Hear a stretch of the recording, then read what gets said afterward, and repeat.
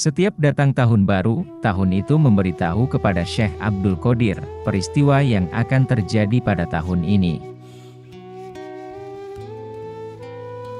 Di dalam kitab Bahjatul Asror meriwayatkan, bahwa Syekh Abdul Qadir suatu saat beliau terbang melayang-layang, di atas ribuan manusia pada jamaah majelis pengajian yang beliau pimpin.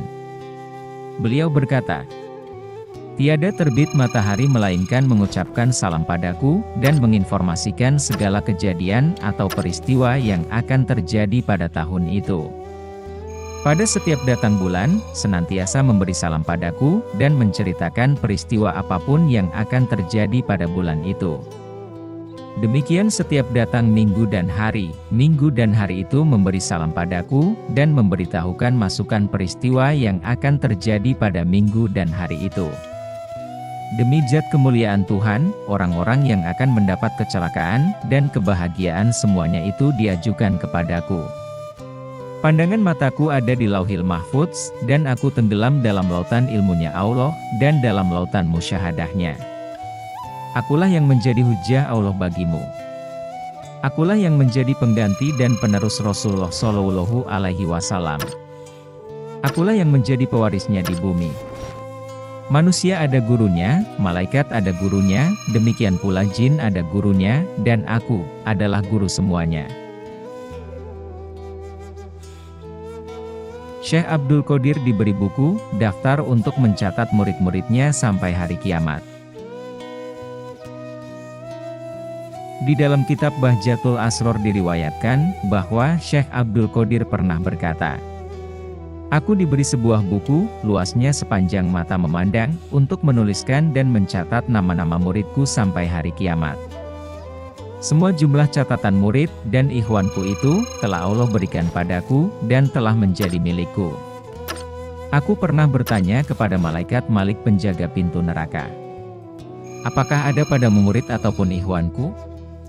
Malaikat Malik menjawab, "Tidak ada dalam neraka."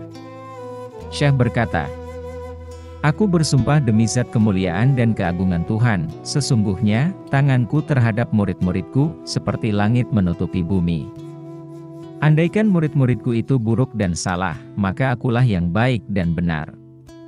Dan aku bersumpah demi zat kemuliaan dan keagungan Tuhan, dua telapak kakiku tidak akan bergeser setapak pun di hadapan Tuhan, terkecuali, sudah mendapat keputusan bahwa aku, bersama murid-muridku berangkat masuk surga." Lebih lanjut beliau berkata, "Senantiasa tanganku ini tidak akan lepas dari kepala murid-muridku, walaupun aku sedang berada di timur, masyrik, dan muridku berada di barat, maghrib, lalu muridku itu terlihat dan tersingkap auratnya, maka tanganku akan segera menutupinya. Demi zat kemuliaan dan keagungan Tuhan, pada hari kiamat nanti, aku akan berdiri tegak di hadapan pintu gerbang neraka, sekali lagi, aku tidak akan bergeser, dan berdiri tegak sebelum semua muridku sudah masuk ke surga, karena Allah yang Maha Kuasa, telah menjanjikan padaku, bahwa murid-muridku tidak akan dimasukkan ke dalam neraka. Barang siapa yang berguru serta cinta mahabbah padaku, pasti aku menghadap, menaruh perhatian padanya. Dan malaikat Munkar Nakir telah berjanji padaku, bahwa mereka tidak akan menakut-nakuti, atau menimbulkan rasa kaget, terkejut pada murid-muridku." Salah seorang murid Syekh Abdul Qadir, tidak merasa lapar dan haus setelah menghisap jari tangan Syekh Abdul Qadir. Syekh Arif Abu Muhammad Syawir, As-Sibti berkata, "Pada suatu hari, saya berangkat menuju Baghdad, berziarah kepada Syekh Abdul Qadir, lalu saya membantu beliau beberapa hari lamanya. Pada waktu saya akan pulang, lebih dahulu saya menghadap guruku Syekh, untuk mohon diri. Beliau berkata padaku, 'Silahkan kamu pergi, aku doakan semoga kamu selamat di perjalanan dan selamat sampai di tempat tujuan.' Kemudian beliau mengulurkan tangannya menyuruh padaku supaya jari tangannya dihisap. Lalu kuhisap jari tangan beliau itu. Beliau berwasiat kepadaku, agar nanti di perjalanan jangan meminta-minta. Setelah saya pamit, berangkatlah saya menuju Mesir. Berkat karomah Syekh, di perjalanan saya tidak pernah merasa lapar atau haus, juga tidak mengurangi kekuatan fisik, dengan selamat tidak kurang suatu apapun sampailah saya di kampung halaman.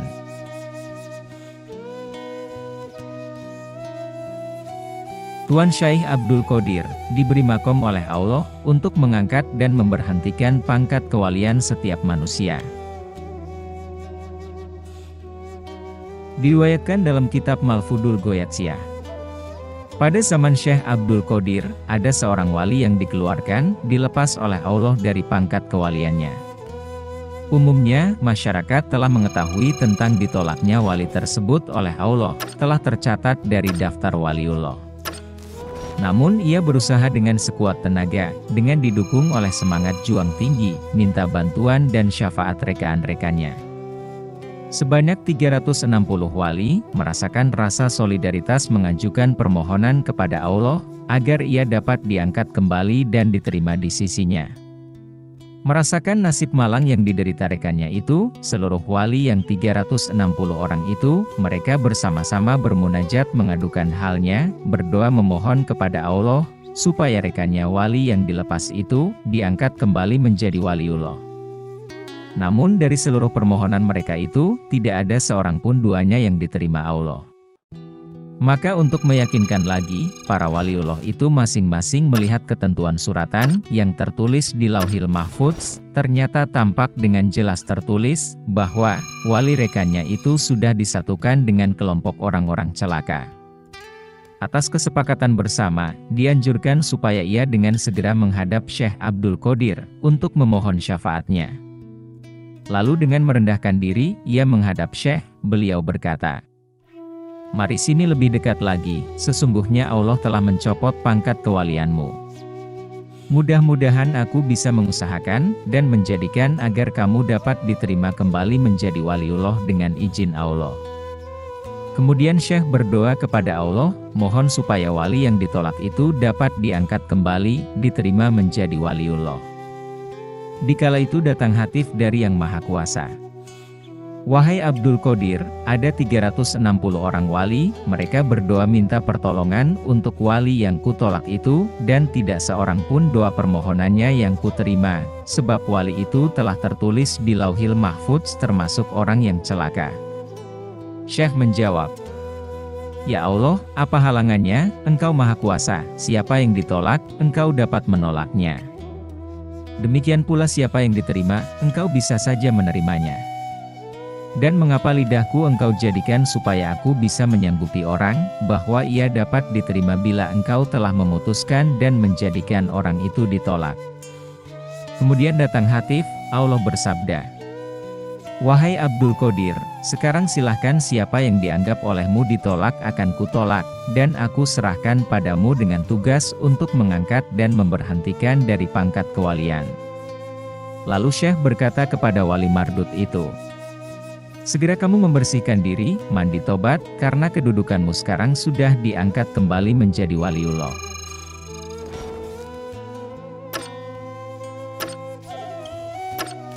Syekh Abdul Qodir menyelamatkan muridnya dari api dunia dan akhirat. Syekh Mian Udmatullah, dari golongan imam ulama arifin berkata, "Di negeriku Burhaniun, saya bertetangga dengan seorang kaya. Ia beragama Hindu penyembah api, Agni, namun, ia sangat rindu cinta kepada Syekh Abdul Qodir. Setiap tahun, diundang para pejabat pemerintah, para ulama, dan tidak terkecuali para fakir miskin untuk berpesta bersukaria, makan bersama di rumahnya. Untuk lebih semarak lagi, rumahnya dihiasi dengan dekorasi yang beraneka ragam warna keindahannya, ditaburi dengan bunga-bunga yang harum semerbak, serta minyak yang harum mewangi. Tujuan diadakan pesta itu, semata-mata terdorong rasa cinta mahabbah kepada Syekh, malah ia merasa bangga mengaku menjadi muridnya. Rupanya ajal telah tiba baginya, dan setiap jiwa harus merasakan mati. Pada waktu mati, keluarganya merawat mayat itu, sesuai dengan keyakinannya, yaitu tata cara agama Hindu, si mayat harus dibakar. Timbul keanehan, di luar kebiasaan, sosok mayat itu tidak hangus terbakar menjadi abu, bahkan sehelai rambut pun tidak lenyap dimakan api. Akhirnya, keluarganya sepakat bahwa mayat itu lebih baik dihanyutkan ke sungai. Menghadapi kejadian ini, di negeri tersebut berdiam seorang wali. Pada malam harinya, ia bermimpi dikunjungi Syekh Abdul Qodir. Beliau berpesan, mayat orang Hindu yang terapung-apung dihanyutkan air itu, ialah muridku, dan ia telah diberi nama, Sadullah, supaya ia segera diangkat dari sungai, dan dikubur sebagaimana mestinya, menurut kewajiban dan ketentuan agama Islam, karena ia seorang Muslim. Mengapa sosok mayat itu tidak lenyap dimakan api, sehingga api tidak mempan untuk membakarnya? Hal ini tiada lain karena Allah telah berjanji padaku, bahwa Allah tidak akan membakar murid-muridku, baik dari api dunia, maupun api neraka. Keberadaan, perwujudan, Syekh Abdul Qodir, adalah wujud Nabi Muhammad SAW. Syekh Abdul Qodir berkata, Hasal wujud, wujudu jadi. Laujudu Abdul Qodir. Keberadaan perwujudanku ini adalah wujud kakek moyangku Nabi Muhammad SAW.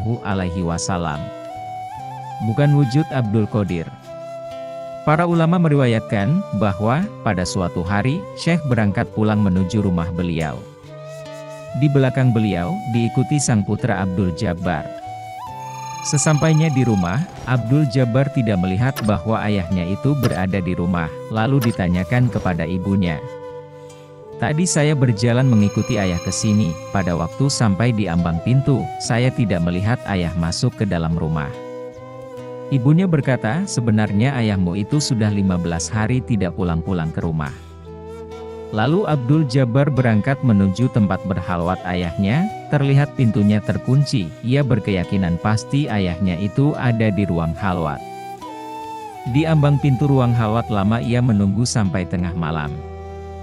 Pada pertengahan malam, baru pintu ruang halwat itu dibuka oleh Syekh sambil beliau berkata, menurut penglihatan orang banyak, ayah berangkat menuju rumah, padahal masuk ke ruang halwat ini, sama seperti penglihatanmu tadi. Kemudian Abdul Jabbar bertanya kepada ayahnya, Rasulullah bila beliau qodho hajat atau buang air kecil, seketika itu juga bumi menghisapnya, sehingga tidak ada bekasnya.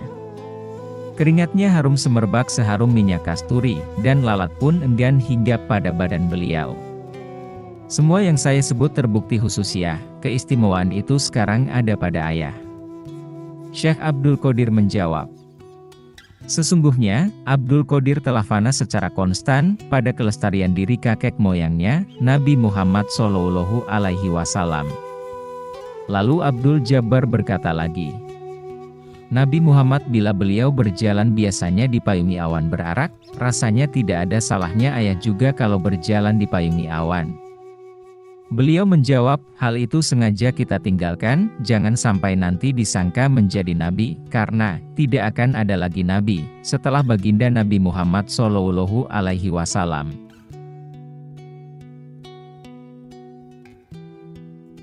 Syekh Abdul Qodir digoda setan dengan membawa buruk.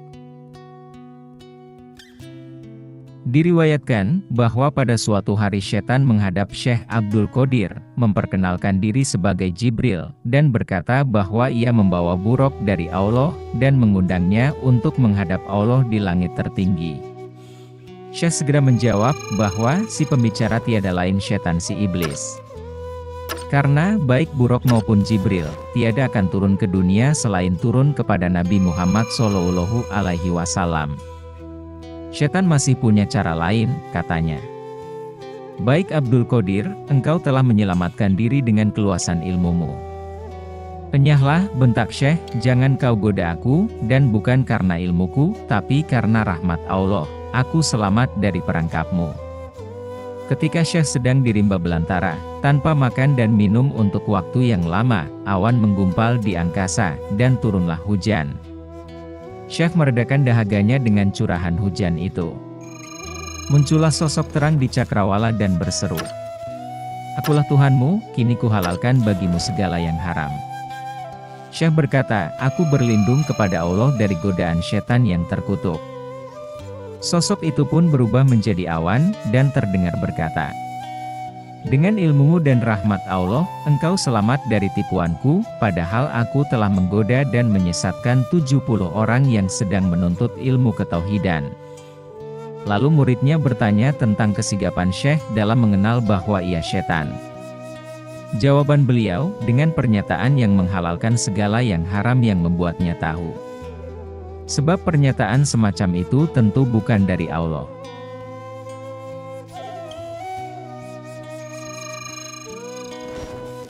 Syekh Abdul Qodir menampar setan yang ingin mengelabuinya.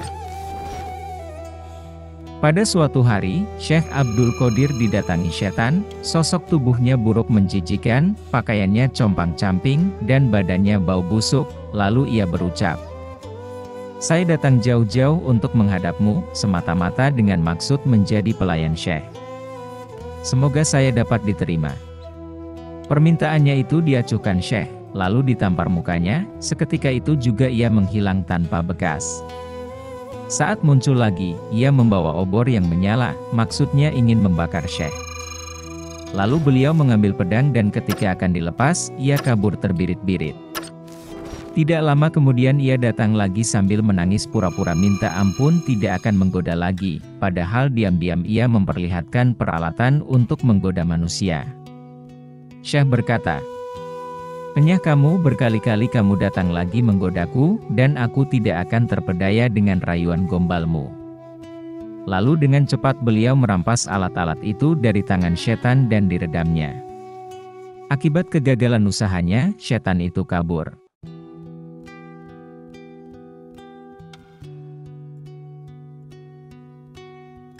Raja Baghdad memberi hadiah uang kepada Syekh Abdul Qodir, uang itu berubah menjadi darah.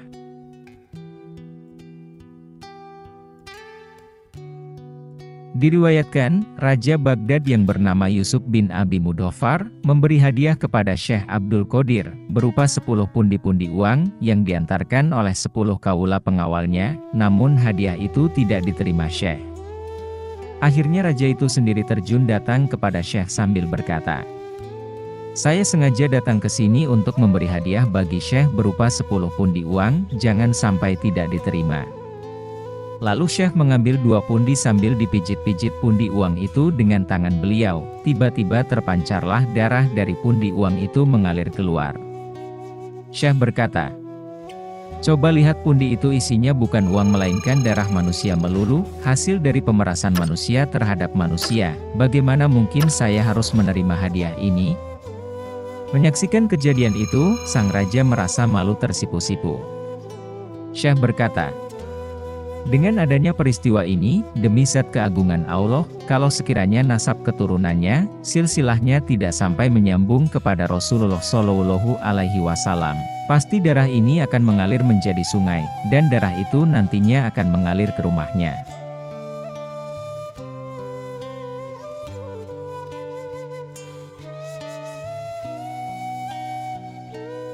Syekh Abdul Qodir diminta memberikan buah apel oleh Raja Baghdad, bukan pada musim berbuah.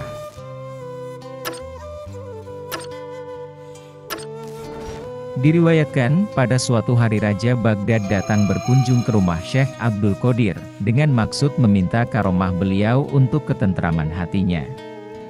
Syekh berkata, "Kiranya apa saja yang perlu saya bantu?" Dijawab oleh sang raja, "Saya minta buah apel." Sedangkan pada waktu itu, buah apel belum musimnya berbuah. Lalu tangan beliau diangkat ke atas, pada waktu diturunkan kembali, tangannya menggenggam buah apel, yang sebuah diberikan kepada raja, dan yang sebelah lagi dibelah oleh beliau sendiri. Pada waktu sang raja membelah dan mengupas apel, ternyata di dalamnya penuh dengan ulat-ulat, belatung, yang menjijikan. Lalu raja bertanya, "Mengapa buah apel ini penuh dengan belatung?" Syekh menjawab, "Ya, karena buah itu telah dipegang oleh tangan kotor kedurhakaan." Mendengar penjelasan dari Syekh, raja terkejut lalu dibacanya istighfar, kemudian ia bertobat di hadapan Syekh. Untuk perkembangan selanjutnya, Raja Baghdad itu menjadi mitra Syekh sampai ia mangkat.